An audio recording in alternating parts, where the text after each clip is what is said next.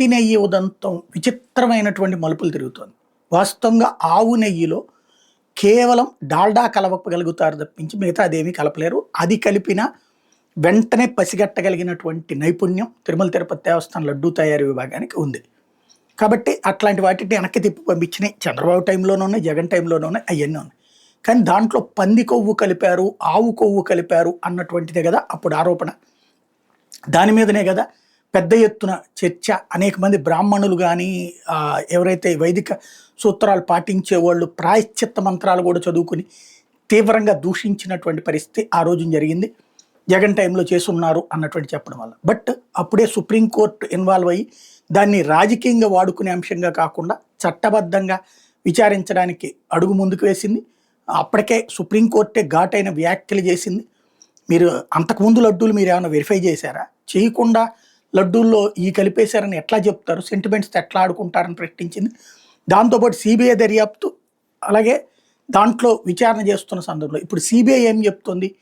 Palm oil కలిపారు, పామాయిల్తో పాటుగా కొన్ని కెమికల్స్ ఏదైతే సుగంధ వాసన వచ్చేటటువంటి కలిపారు.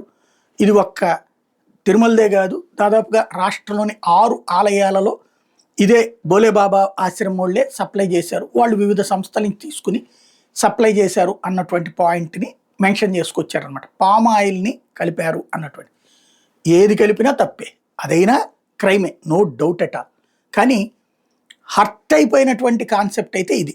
దాంట్లో జగన్ డబ్బులు తింటాడు, చంద్రబాబు డబ్బులు తింటాడని చెప్పుకోవడం అమాయకత్వం. ఈ కల్తీ కలిపేటటువంటి కాన్సెప్ట్ కింద స్థాయిలో జరుగుతుంది. దేవుడి దగ్గర కూడా దగా చేసే దరిద్రులు మన మధ్యలో ఉంటారన్నటువంటిది ఇది ఒక సాక్ష్యం.